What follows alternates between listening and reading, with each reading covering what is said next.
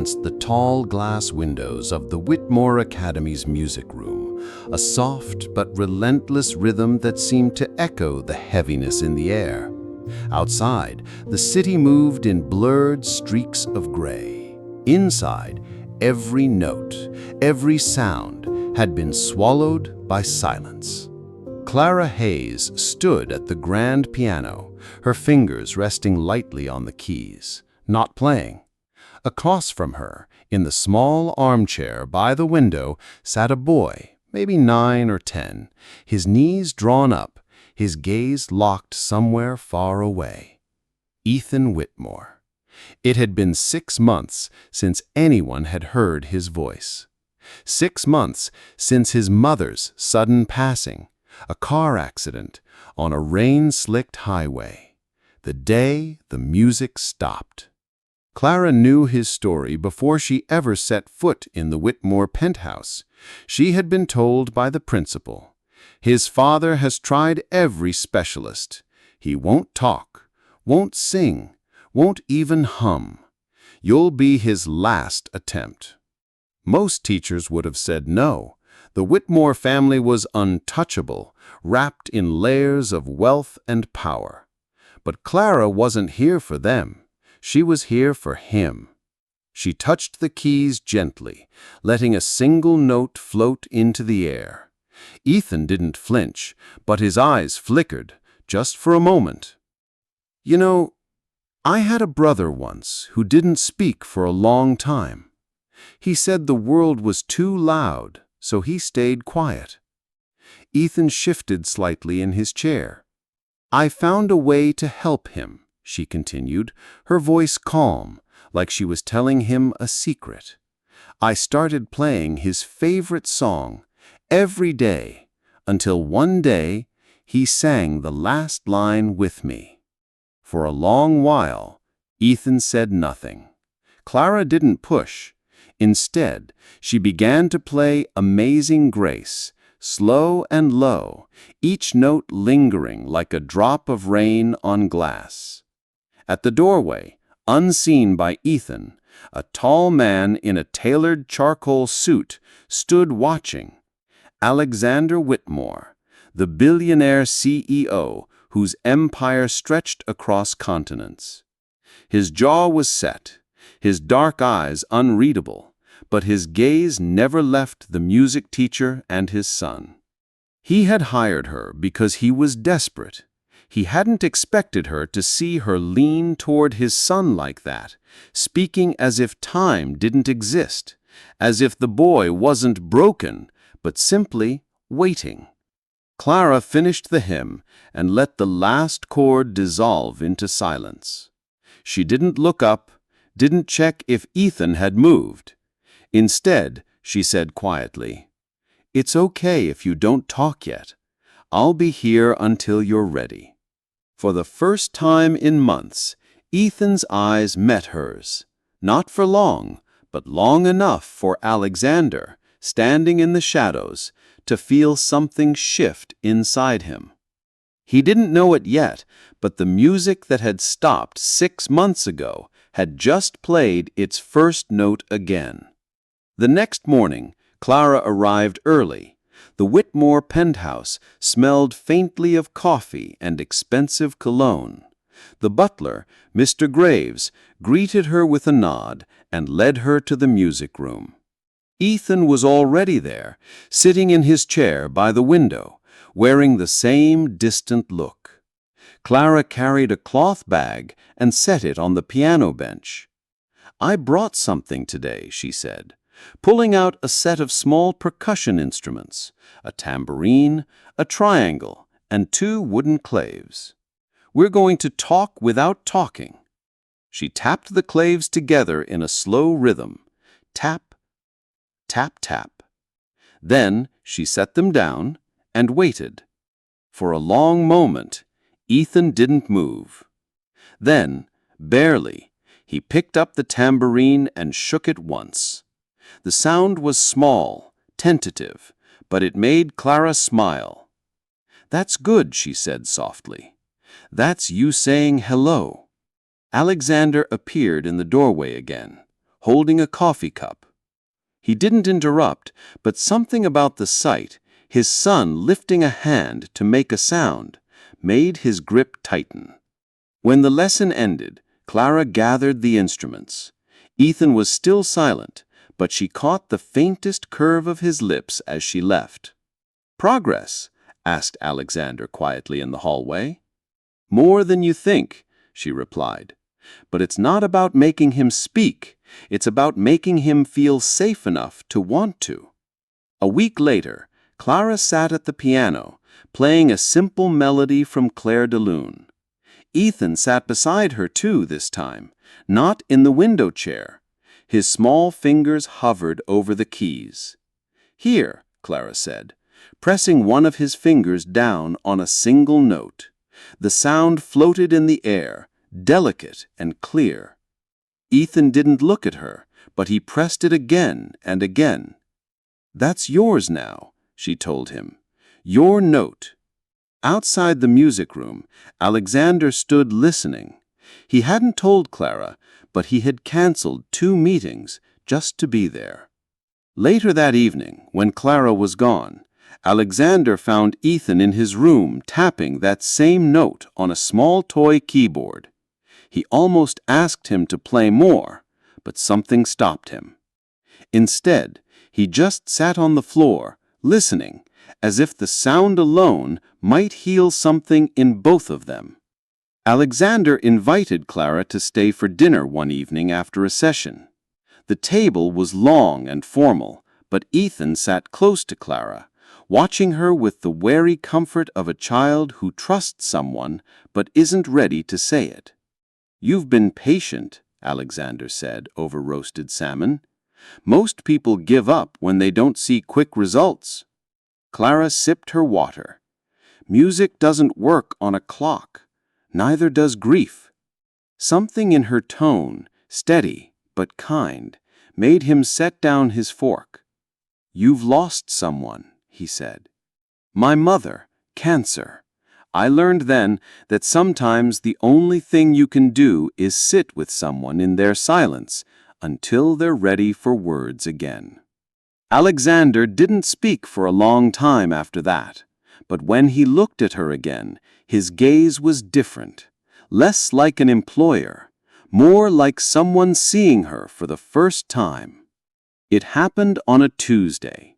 Clara had been teaching Ethan a hymn, "Be Still My Soul," playing slowly, letting each note breathe. Halfway through, Ethan lifted his small voice, almost a whisper, and sang the last 2 words, "With God." Clara's hands froze on the keys. She looked at him, but didn't gasp or cry out. She just smiled, her eyes shining. "That was beautiful," she whispered.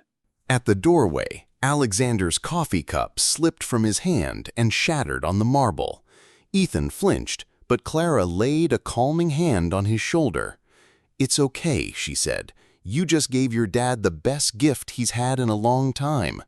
Alexander stepped forward, kneeling so he was eye level with his son. "I missed your voice," he said, his own breaking. Ethan said nothing more that day, but he didn't need to. One small hymn, 2 small words, and the silence had finally cracked. The next few days were different. Ethan didn't suddenly start speaking in full sentences, but he began humming softly during lessons. Sometimes it was just a fragment of a tune, other times a shaky attempt at the melody Clara was playing. One afternoon, Clara decided to test something. She began "Amazing Grace," the hymn she'd played on her first day. Ethan's humming became louder. By the second verse, his lips moved, forming the words silently. She didn't push. Instead, she sang gently, letting her voice wrap around his. Alexander appeared in the doorway as usual. This time, he didn't just watch. He walked in, sat beside his son, and began to hum along. His voice was low, unpolished, but Ethan didn't flinch. By the final verse, it wasn't perfect harmony, but it was something close. Clara glanced at them both and thought, This is how healing sounds. One evening, after a lesson, Alexander offered Clara a ride home. His driver steered the black car through the city streets while Alexander studied her in the dim glow of the dashboard lights. "You have a gift," he said, "but it's not just the music." Clara shrugged lightly. "Music is just the doorway. What happens after you open it, that's about trust." They rode in silence for a while, the city lights flickering past. Clara thought of the boy upstairs, the man beside her, and the strange way their lives had intertwined. When they reached her apartment building, Alexander hesitated. "Ethan smiles more when you're around. I don't know if I've ever told you how much that means." Clara smiled faintly. "Then let's call it even. He's giving me just as much." She stepped out into the night air, not noticing the way Alexander watched her until the car disappeared into traffic. Clara decided to take Ethan to the park one crisp Saturday morning. Alexander, wary but curious, agreed to come along. She brought a small keyboard and set it on a picnic table under a bare-limbed oak. Children's laughter rang in the distance, but Ethan seemed content to stay by the keyboard. Clara played a few cheerful tunes, letting Ethan press keys when he wanted. Eventually, he played a sequence on his own, hesitant but deliberate. "That's a good start," Clara encouraged. "Want to make it a song?" Ethan didn't answer, but when she began to add chords to his notes, a small smile appeared. Alexander stood a few steps away, hands in his pockets, watching them. For a brief, unexpected moment, he imagined more days like this, simple, unhurried, stitched together with music instead of meetings. One rainy afternoon, Clara was packing her bag after a lesson when she heard a faint sound. She turned and saw Ethan standing in the doorway, his small hands gripping the frame.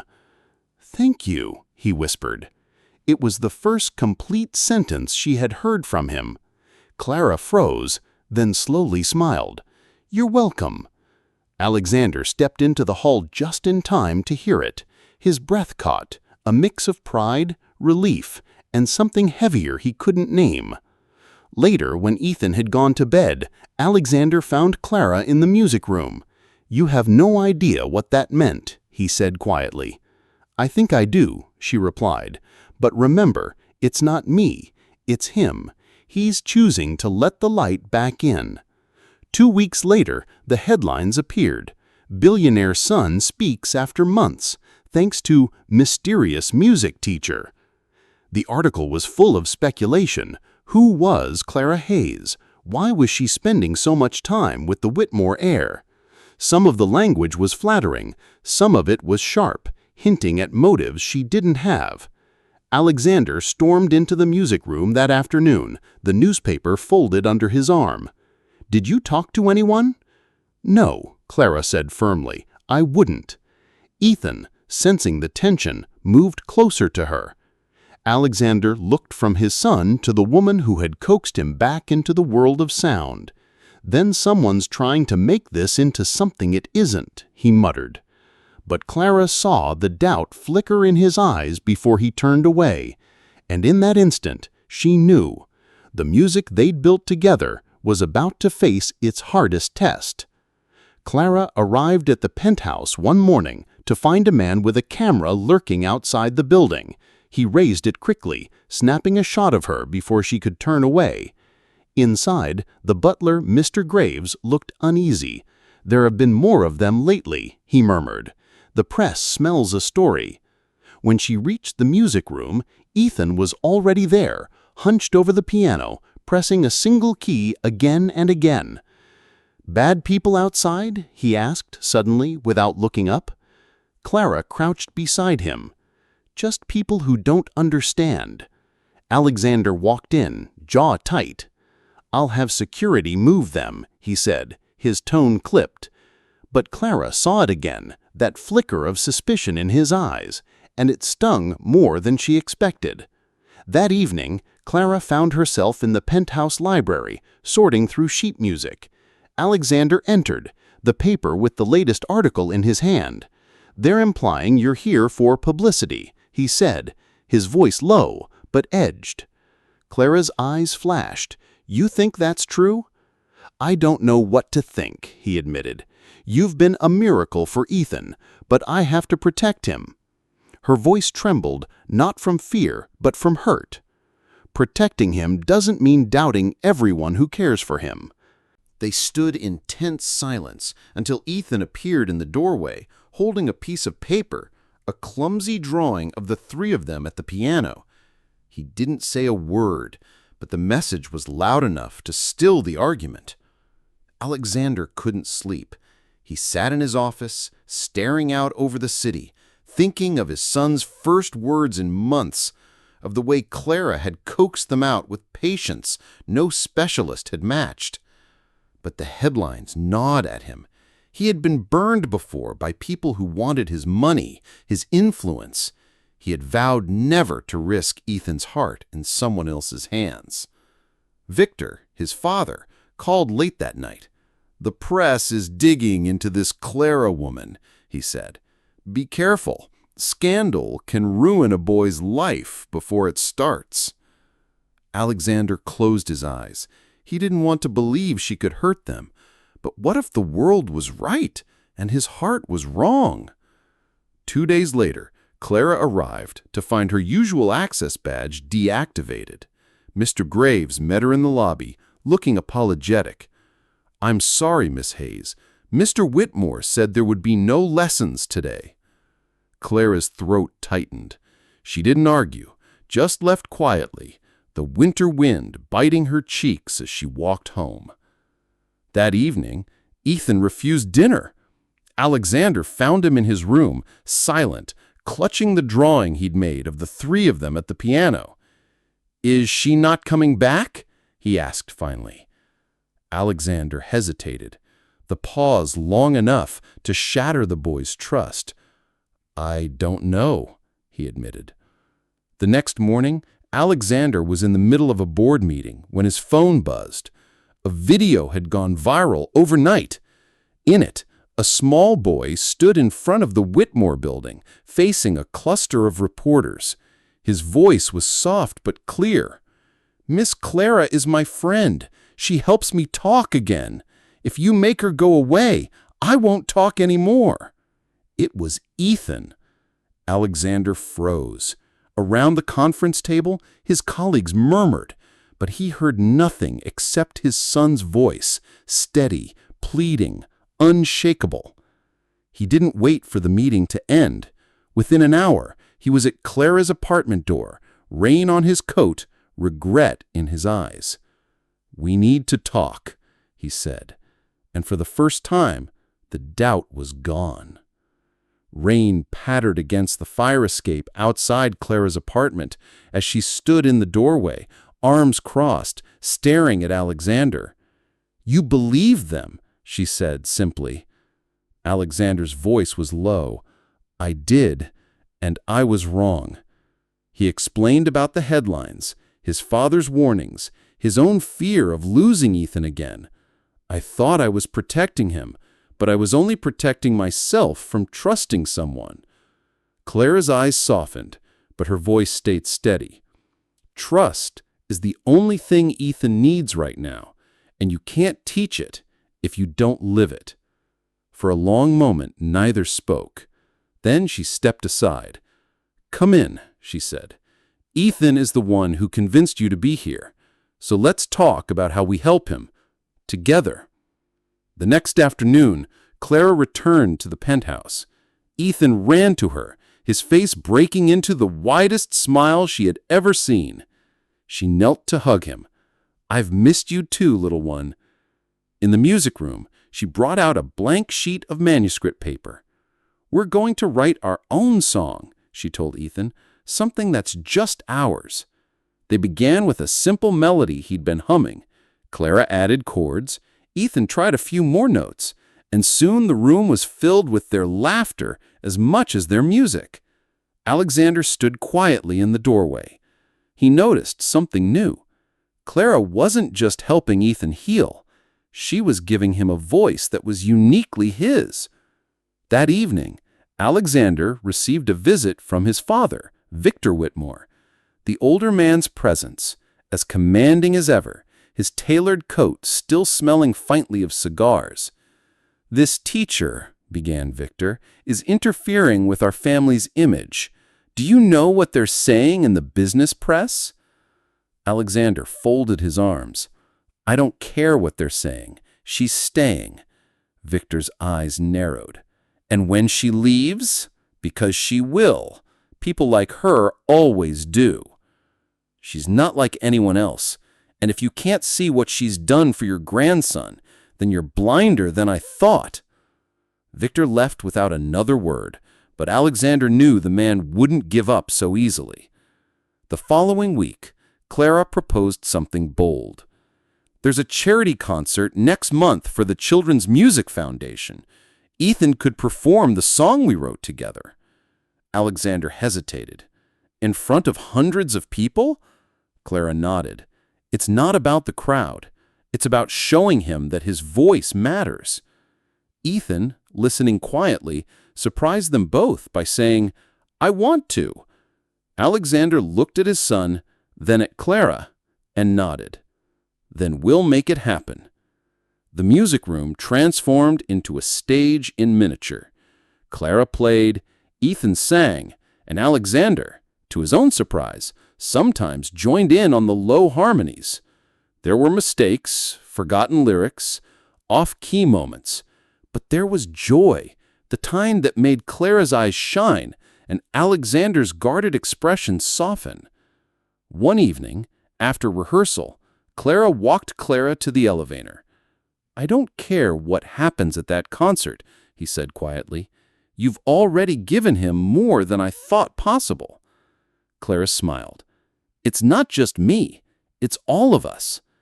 As the elevator doors closed, Alexander realized he believed her, and for the first time, the idea of a future with her didn't feel impossible. It felt inevitable. 3 days before the charity concert, a storm rolled in, not just in the sky, but in the Whitmore household. Victor arrived unannounced, his cane tapping sharply across the marble floor. "You're not putting that boy on a stage," he declared. "It's exploitation, plain and simple." Alexander stood his ground. "It's his choice. He wants this." Victor's gaze shifted to Clara. "And when he freezes up in front of hundreds of people, when the press rips him apart, will you still claim this is for him?" Clara met his eyes calmly. "We'll be with him, and that will be enough."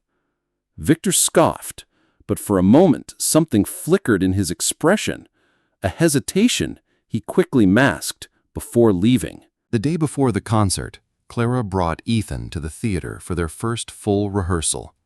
The stage lights were bright, the empty seats stretching into the shadows. Ethan clutched her hand tightly. "It's big," he whispered. "Yes," Clara said with a smile, "and it's going to be filled with people who can't wait to hear you." They ran through the song twice. The first time his voice trembled. The second time he sang a little louder. By the end, his shoulders had relaxed. Alexander watched from the wings, hands in his pockets, pride swelling in his chest. He hadn't seen his son this alive in over a year. The theater buzzed with energy. Guests in evening wear filled the seats, the air thick with anticipation. Backstage, Clara knelt beside Ethan. "No matter what happens out there," she said, "you've already done something incredible. You've found your voice again." Alexander joined them, resting a hand on his son's shoulder. "We're proud of you, buddy, and we're right here." When their names were announced, the three of them stepped into the light together, not just as teacher, student, and father, but as something that felt like a family. The first notes rang out, Clara at the piano, Alexander standing just behind them in case Ethan faltered. But he didn't. His voice, clear and warm, carried through the theater. Halfway through, Alexander quietly joined in on the harmony, his deeper voice steadying his son's. When the final chord faded, the audience rose in a standing ovation. Ethan's smile was so wide it looked as if it might break him in the best way possible.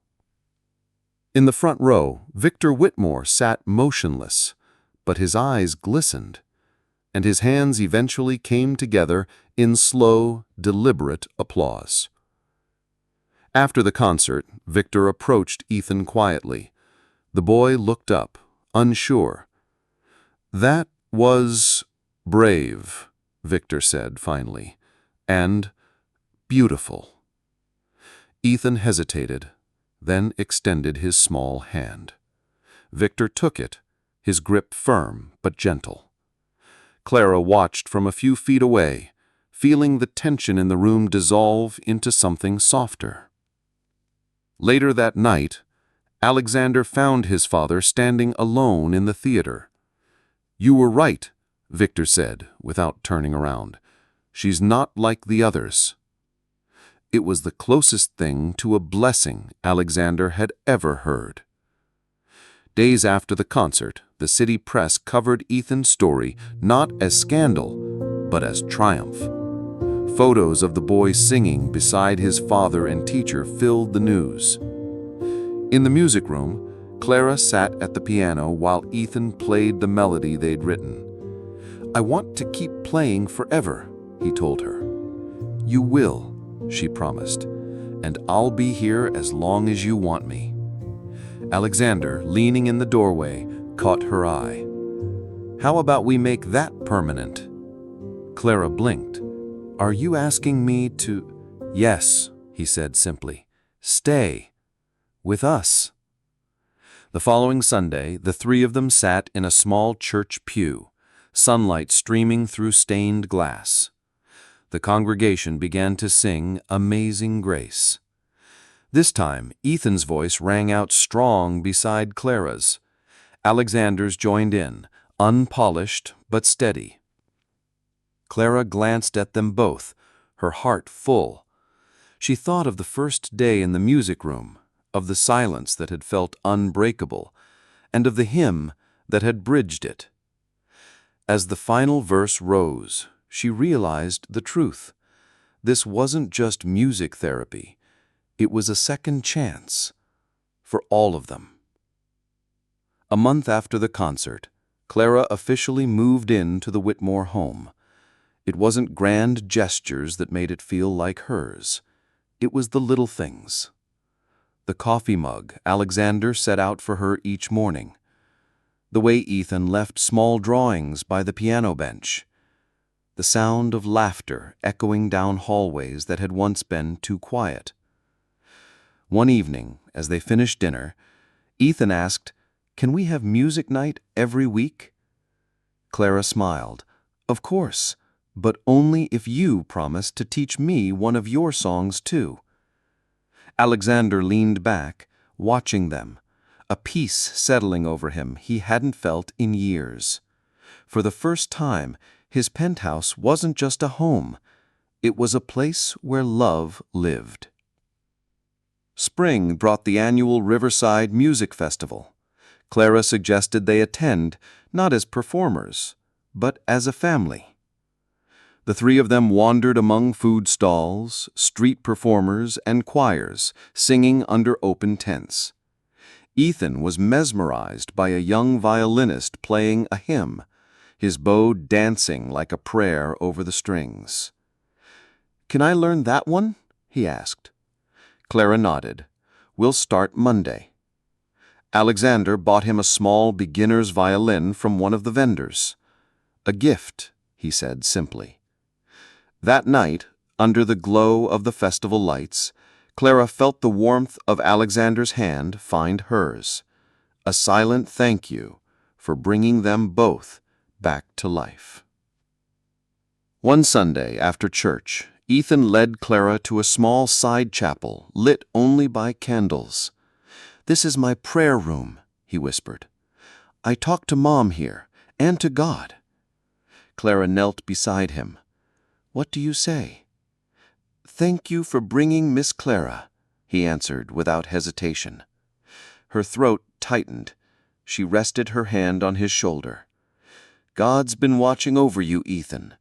He's been guiding all of us." Later, Alexander found them there, the soft candlelight wrapping around them like a blessing. He didn't speak, but when Clara looked at him, she knew his silent prayer had been answered too. Clara and Ethan began working on a new song, not for an audience, but for someone special. "It's for Mom," Ethan explained, "so she can hear me in heaven." They wrote it together, blending Ethan's simple, heartfelt melody with Clara's gentle harmonies. Alexander joined in one night, his deep voice giving the song weight, like a grounding heartbeat beneath the tune. When they finished, Ethan recorded it on Clara's phone. "So we can play it in church," he said. The following Sunday, they did, and there wasn't a dry eye in the pews. It was Alexander's idea, a small ceremony, right in the music room where it had all begun. The piano was polished to a shine, draped with white flowers. Ethan stood proudly between them, holding the rings. When the minister asked if they promised to walk through life together in faith, love, and music, both Clara and Alexander answered without hesitation, "We do." As they exchanged vows, Clara glanced at the piano. She remembered the silence that once filled the room and felt an overwhelming gratitude for the music that had replaced it. That night, the three of them played Amazing Grace one last time before bed, no longer as teacher, student, and father, but as a family. One rainy afternoon, Clara was tidying the small bookshelf in the music room when a worn Bible slipped from the top shelf. As she picked it up, a folded piece of paper fell out. It was addressed to Alexander and Ethan in delicate handwriting. Clara hesitated, then carried it to Alexander. When he saw the writing, his breath caught. "It's my late wife's," he murmured. They opened it together. The letter was simple, written months before her illness worsened. "If you ever find yourselves lost, remember this: music will bring you home, and God will send someone to guide you there." Alexander's voice cracked. She was talking about you." Clara shook her head, tears welling. "She was talking about love." They placed the letter back in the Bible, where it belonged, a reminder that their story had been written long before they met. By summer, Ethan had mastered his first violin piece. Clara suggested they hold a small concert in the church courtyard, not for fame, but for the community that had prayed for them along the way. The evening was warm, lanterns swaying gently in the breeze. Clara accompanied Ethan on the piano, while Alexander, uncharacteristically nervous, read a short speech thanking everyone for their support. When Ethan began to play, the audience grew silent. His bow danced, his melody steady and pure, as if each note was a prayer lifted into the dusk sky. By the final chord, Alexander had an arm around Clara's shoulders, his voice low. "I think your music saved us all." Clara smiled through her tears. It wasn't my music, it was his. Months later, on the anniversary of the first lesson Clara ever gave Ethan, they gathered once more at the piano. Ethan sat in the middle, Alexander on one side, Clara on the other. Together, they played Amazing Grace. Halfway through, Ethan stopped singing and just listened to his father's deep voice, to Clara's clear harmony, to the way the notes seemed to fill every corner of their home. Halfway through, Ethan stopped singing and just listened to his father's deep voice, to Clara's clear harmony, to the way the notes seemed to fill every corner of their home. When the last note faded, Ethan whispered, "This is what forever sounds like." Alexander kissed the top of his son's head. Clara leaned in, her hand finding Alexander's. Outside, the autumn wind rustled the leaves, but inside there was only warmth. Their second chances had become first choices, their music no longer a bridge, but the home they had built together. And somewhere, Clara liked to believe, God was smiling, the final verse of their song written in heaven long before they ever played the first note. One autumn morning, Clara found an envelope on the breakfast table. Inside was a gold-embossed letter. The International Faith and Music Festival, Rome. We invite Ethan Whitmore and Clara Hayes to perform as guests of honor. Alexander read it twice, a slow smile forming. He saw the charity concert video, he explained. It's gone international. Ethan's eyes widened. Rome? Like the real Rome? Clara laughed. The one with the Colosseum and the Vatican. Yes. The days that followed were filled with practice, planning, and passport applications. But one evening, Clara slipped into the chapel alone, lighting a single candle. Lord, she whispered, this is bigger than us. Let every note we play honor you. Rome was everything Ethan imagined and more. Cobblestone streets, ancient fountains, the scent of espresso drifting from cafes. But it was St. Peter's Square that left them breathless. Standing under the grand colonnade, Alexander, Clara, and Ethan joined thousands for the Pope's blessing. When the pontiff passed near their section, Ethan clutched Clara's hand and whispered, I feel like God's here right now. Later, as they walked back to the hotel, Alexander slipped his arm around Clara. You've given him a childhood full of miracles, he said. Clara shook her head. No, God gave us all of this. I just played my part. That night, they rehearsed under the soft glow of their hotel balcony, the music echoing faintly through the Roman night. The festival was held in a centuries-old theater. Its stone walls and vaulted ceiling carried every note like a prayer.